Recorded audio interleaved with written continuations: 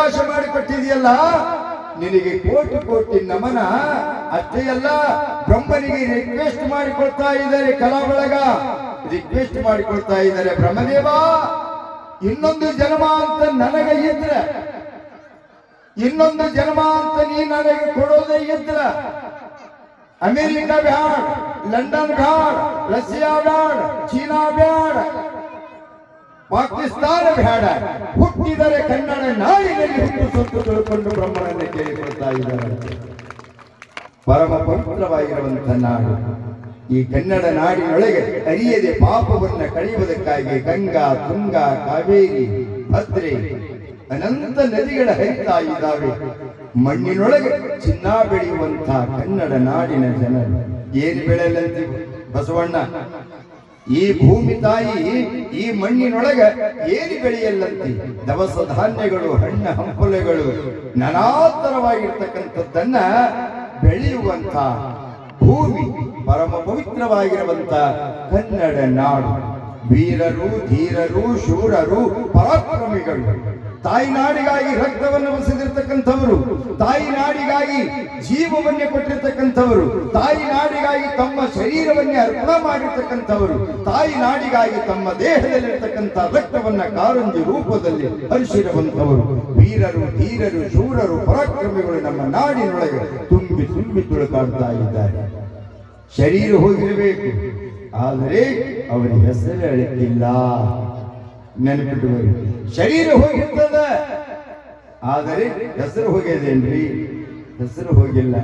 ತಾಯಿನಾಡಿಗಾಗಿ ಊದುಬತ್ತಿ ತನ್ನ ದೇಹವನ್ನು ಯಾವ ರೀತಿಯಾಗಿ ಸುಟ್ಟು ಇನ್ನೊಬ್ಬರಿಗೆ ಸುವಾಸನೆಯನ್ನು ಕೊಡ್ತಾದೋ, ಜ್ಯೋತಿ ತಾನು ಉರಿದು ಇನ್ನೊಬ್ಬರಿಗೆ ಬೆಳಕನ್ನು ಯಾವ ರೀತಿಯಾಗಿ ನೀಡ್ತಾ ಇದೆಯೋ, ಘಂಟಿ ತನ್ನ ದೇಹಕ್ಕೆ ಬಿಡಿಸಿಕೊಂಡವರು ಚಿಂತೆಯಿಲ್ಲ ಸುನಾದ ಎಂಬತಕ್ಕಂಥದ್ದನ್ನ ಹೇಗೆ ಹೊರಹೊಮ್ಮುತ್ತಾ ಇದೆಯೋ, ಅದೇ ನಿಟ್ಟಿನೊಳಗೆ ತಾಯ್ನಾಡಿನ ಸೇವೆಯನ್ನು ಮಾಡುತ್ತಾ ತಾಯ್ನಾಡಿನ ರಕ್ಷಣೆ ಮಾಡುವುದಕ್ಕಾಗಿ ತಮ್ಮನ್ನು ತಾವು ಬಲಿಯನ್ನು ಕೊಟ್ಟಿರ್ತಕ್ಕಂಥ ಕನ್ನಡ ನಾಡಿನ ವೀರರು ಎಷ್ಟೋ ಜನರಾಗಿ ಹೋಗಿದ್ದಾರೆ. ನಿಮಗೊಂದು ಸಣ್ಣ ಉದಾಹರಣೆ ಕೊಡ್ತೀನಿ. ಭಗತ್ ಸಿಂಗ ಅಂತ ತಿಳ್ಕೊಂಡು, ಮದುವೆಯ ವಯಸ್ಸಿಗೆ ಬಂದಿರತಕ್ಕಂಥ ಭಗತ್ ಸಿಂಗ, ಯೌವನಾವಸ್ಥೆಯಲ್ಲಿರ್ತಕ್ಕಂಥ ಭಗತ್ ಸಿಂಗ ಸಮಾಜದ ಸೇವೆಯನ್ನು ಮಾಡ್ತಿದ್ದ, ತಾಯ್ನಾಡಿಗಾಗಿ ಹೋರಾಡ್ತಾ ಇದ್ದ. ಬ್ರಿಟಿಷರಿಗೆ ಹಾಗಾಗಿತ್ತು ಅವನ ಹೋರಾಟ ಅಂದ್ರೆ ಸಿಂಹ ಸ್ವಪ್ನದಂತೆ. ಮಲಗಿರುವಂತ ಸಂದರ್ಭದೊಳಗ ಏನೋ ಸ್ವಲ್ಪ ಹಿಂಗ ಆವಾಜ ಆಯ್ತು ಅಂದ್ರೆ ಬ್ರಿಟಿಷರು ಹೌಹಾರಿ ಎದ್ದು ಕೊಡ್ತಿದ್ರಂತ. ಯಾಕ? ಭಗತ್ ಸಿಂಗ್ ಬಂದು ನೀನು ಆ ನಿಟ್ಟಿನೊಳಗೆ ಭಯ ಹುಟ್ಟಿಸಿರ್ತಕ್ಕಂಥವರು. ಎಲ್ಲಾದ್ರೂ ಸಂಘ ಕಟ್ಟಿಕೊಂಡು ಏನಾದ್ರೂ ನಡೀತಿತ್ತಲ್ಲಿ ಅಂತಂದ್ರ ಅಲ್ಲಿ ಭಗತ್ ಸಿಂಗ್ ಅದಾನ ಅನ್ನೋದನ್ನು ಗುರುತಾಗ್ತಕ್ಕ ಬ್ರಿಟಿಷರಿಗೆ. ಶಿವನ್ ಸ್ವಪ್ನದಂತೆ ಕಾಡ್ತಾ ಇದ್ದ. ಹೋರಾಟ ಬಹಳ ಇತ್ತು, ಹುಟ್ಟು ಹೋರಾಟಗಾರರಾಗಿರ್ತಕ್ಕಂಥವರು ಭಗತ್ ಸಿಂಗ. ಈ ಬ್ರಿಟಿಷರಿಗೆ ನಡುಗು ಹೊಡೆದು ಭಗತ್ ಸಿಂಗ್ ನಮಗೆ ಸುಧಾರಿಸ ಕೊಡಂಗಿಲ್ಲ. ಭಗತ್ ಸಿಂಗ್ ಇದ್ರ ನಮ್ಮ ಕಾರ್ಯ ಯಶಸ್ವಿ ಆಗಂಗಿಲ್ಲ. ಹಾಗಾದ್ರೂ ಮಾಡಿ ಇವನಿಗೆ ಹಿಡಿಬೇಕು ಅಂತ ತಿಳ್ಕೊಂಡು ಬ್ರಿಟಿಷರು ನಮ್ಮವರಿಗೆ ಒಳಗೆ ಹಾಕಿಕೊಂಡು ಅವನ ಇದ್ದ ಜಾಗ ನಮ್ಮವರಿಂದಲೇ ಕೇಳಿಕೊಂಡು ಸುತ್ತ ಗಟ್ಟಿ ಬ್ರಿಟಿಷರು ಭಗತ್ ಸಿಂಗನನ್ನ ಹಿಡಿದರು. ಭಗತ್ ಸಿಂಗನ ತಾಯಿ ವಿದ್ಯಾವತಿ ಮಗನ ಕನಸನ್ನ ಕಾಣುವಂತ ಮನೆಯಾಗಿ ಕುಂತಾಳ. ಮಗ ಮದುವೆಗೆ ಬಂದಿರತಕ್ಕಂಥವರು ಮಗನಿಗೆ ಮದುವೆ ಮಾಡಬೇಕು, ಮದುವೆ ಮಾಡಬೇಕು, ಸೊಸೆಯನ್ನ ಮರಿಯನ್ನ ತುಂಬಿಸಿಕೊಳ್ಳಬೇಕು.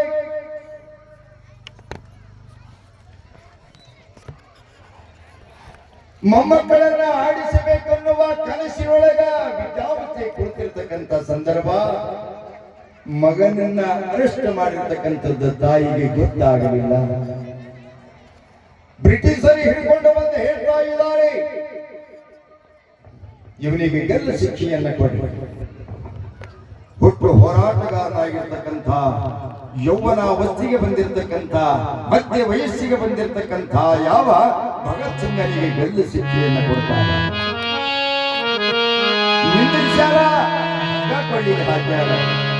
ಹಗ್ಗ ಕೊಳ್ಳಿಗೆ ಹಾಕಿ ಕೇಳ್ತಾರೆ ಬ್ರಿಟಿಷರು, ಹೇ ಭಗತ್ ಸಿಂಗ, ನಿನ್ನ ಹಾರಾಟ ಬಹಳ ನಡೆದಿತ್ತು, ನಿನ್ನ ಓಡಾಟ ಬಹಳ ನಡೆದಿತ್ತು, ನಿನಗೆ ಗಲ್ಲ ಶಿಕ್ಷೆಯಾಗ್ಯದ, ಕೋರ್ಟ್ ಆದೇಶ ನೀಡ್ಯದ.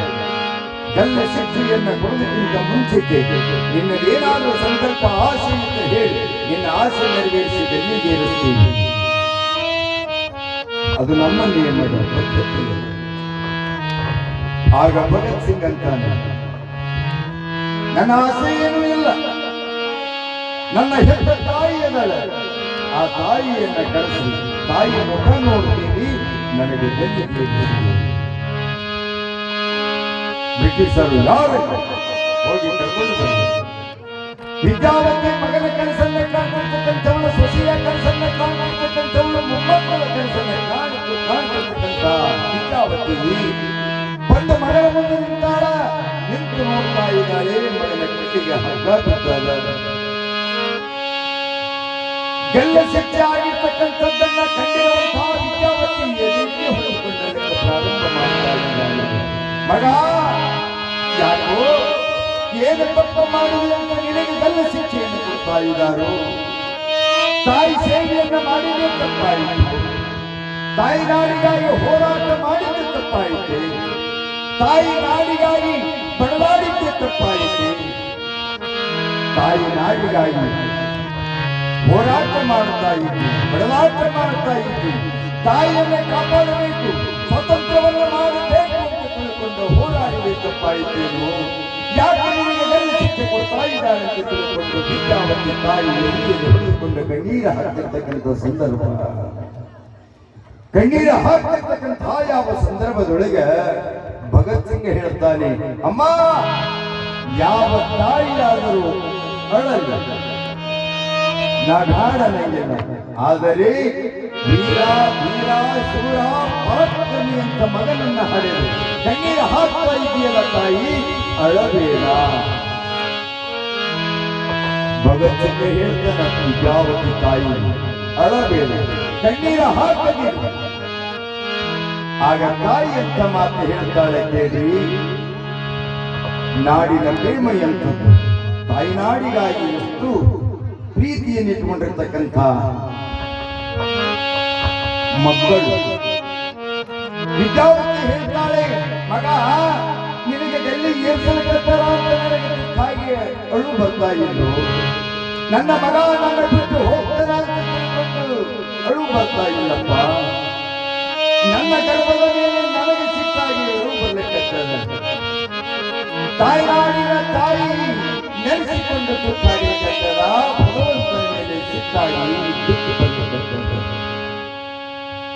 ಯಾಕಂದ್ರೆ ನಿನ್ನಂತ ವೀರ ಧೀರ ಶೂರ ಪರಾಕ್ರಮಿಯ ಒಬ್ಬನ್ನ ಹಡಿಯುವಂತ ಶಕ್ತಿ ಭಗವಂತ ಈ ಗರ್ಭಕ್ಕೆ ಕೊಟ್ಟಲ್ಲ. ಒಂದು ವೇಳೆ ಆ ಭಗವಂತ ಭೂತಾಯಿ ಕನ್ನಡಾಂಬೆ ನಿನ್ನಂತ ವೀರ ಧೀರ ಶೂರ